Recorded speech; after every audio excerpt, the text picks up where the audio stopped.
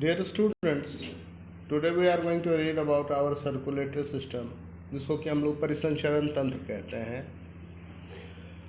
आपको पता है कि हमारे शरीर में पदार्थों का एक स्थान से दूसरे स्थान तक जाना अत्यंत आवश्यक है और हमारे शरीर में रक्त की अहम भूमिका होती है।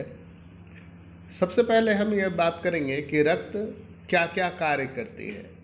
पहला, transportation of oxygen from lungs to tissues, oxygen का संचरण फेफड़ों से अलग अलग ऊतकों तक। Transportation of carbon dioxide from the tissues to the lungs, carbon dioxide का परिसंचरण अलग अलग ऊतकों से फेफड़ों तक। Transportation of excretory material from the tissues to the kidney, विभिन्न ऊतकों से जो अवशिष्ट पदार्थ हैं, अपशिष्ट पदार्थ, उनका संवहन करना वृक्क तक, किडनी तक। Transportation of digested food from the small intestine to the tissue, small intestine छोटी आंत से लेकर विभिन्न ऊतकों तक पचे हुए भोजन का परिवहन करना। Distribution of hormones and enzymes, विभिन्न प्रकार के हार्मोनों और एंजाइमों का परिसंचरण करना। फॉर्मेशन ऑफ क्लॉट्स, कभी जख्म हो जाए और रक्त का प्रवाह होने लगे तो ऐसे में खून का थक्का बनना।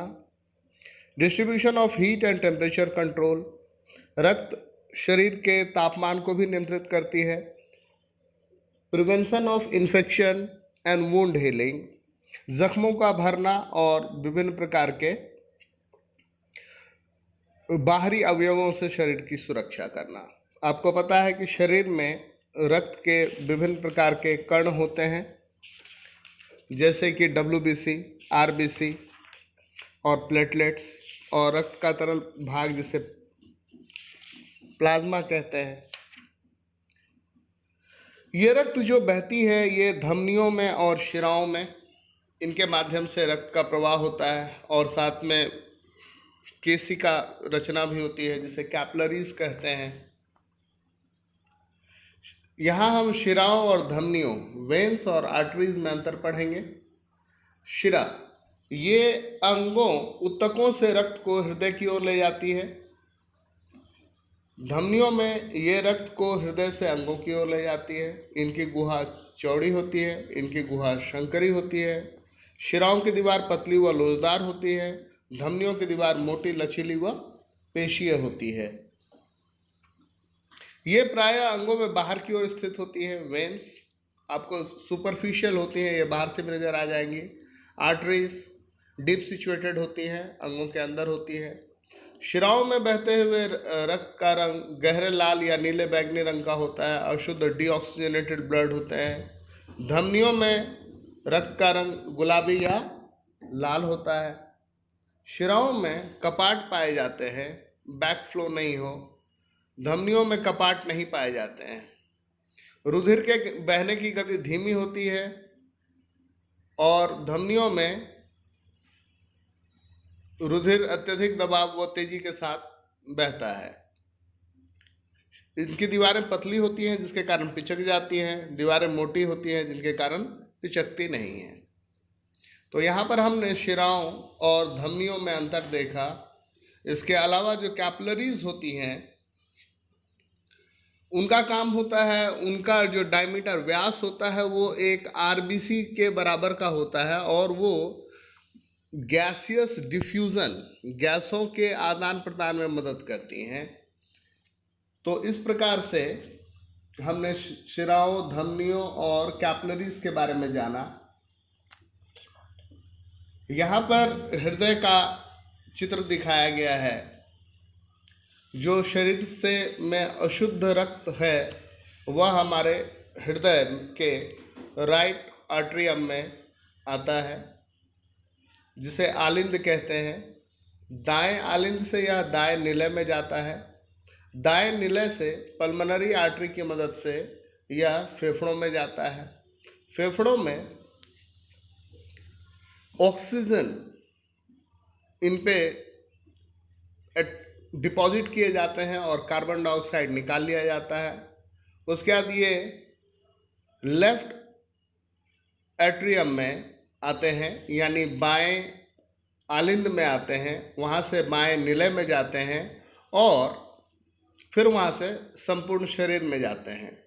तो यहाँ पर हमने यह नोटिस किया कि रक्त को शरीर में एक बार चक्कर लगाने के लिए हृदय में 2 बार आना पड़ता है।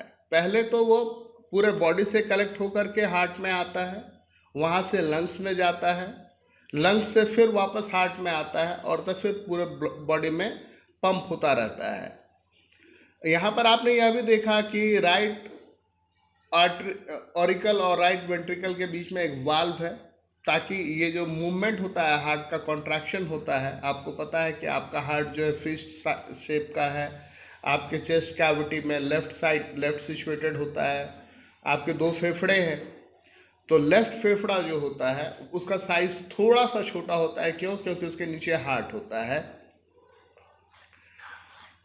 अब आइए हम लोग रक्त के इस दोहरे परिसंचरण को समझते हैं। ब्लड राइट ऑरिकल में आया, राइट ऑरिकल में जो आया वो डीऑक्सीजनेटेड ब्लड है, वहाँ से वह राइट वेंट्रिकल में गया। राइट वेंट्रिकल यानी दायां निलय, ऑरिकल मतलब आलिंद। आपका हृदय जो है वह 4 चैम्बर में बटा हुआ है, वहाँ से वह लंग्स में गया, लंग्स से यानी फेफड़ों से फिर वह लेफ्ट ऑरिकल में आया, लेफ्ट ऑरिकल से लेफ्ट वेंट्रिकल में गया और उसके बाद पूरे बॉडी पार्ट में गया एक्सेप्ट लंग्स। तो यह जो है यह डबल सर्कुलेशन या दोहरा परिसंचरण कहलाता है और दोहरे परिसंचरण को बहुत सिंप्लीफाइड फॉर्म में इस डायग्राम में समझाया गया है।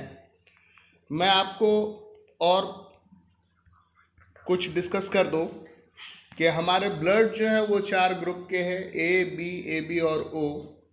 ए बी जो है वो यूनिवर्सल डोनर है, यूनिवर्सल रिसेप्टर है, वो किसी से भी ब्लड ले सकता है। ओ जो है वो यूनिवर्सल डोनर है, वो अपना रक्त किसी को भी दे सकता है। यहाँ पर सारे वेन्स और सारे आर्टरीज दिखाई गई हैं।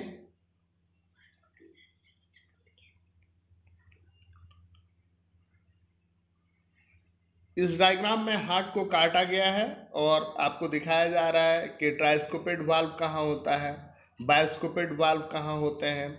जो ब्लू कलर्ड में शेडिंग है, ब्लू कलर्ड में शेडिंग वो देख रहे हैं, उसमें इम्प्योर डीऑक्सीजनेटेड ब्लड है। आप पल्मोनरी आर्टरी और पल्मोनरी वेन को देख रहे हैं। सारे आर्टरीज प्योर ब्लड को कैरी करती हैं, केवल एक पल्मोनरी आर्टरी है जो इम्प्योर ब्लड को कैरी करती है। सारी वेन्स प्योर ब्लड को कैरी करती हैं, केवल एक पल्मोनरी वेन है जो प्योर ब्लड को कैरी करती है। तो इस तरीके से हमने मानव परिसंचरण तंत्र, ह्यूमन सर्कुलेटरी सिस्टम के बारे में पढ़ा। Thank you, keep watching, keep learning.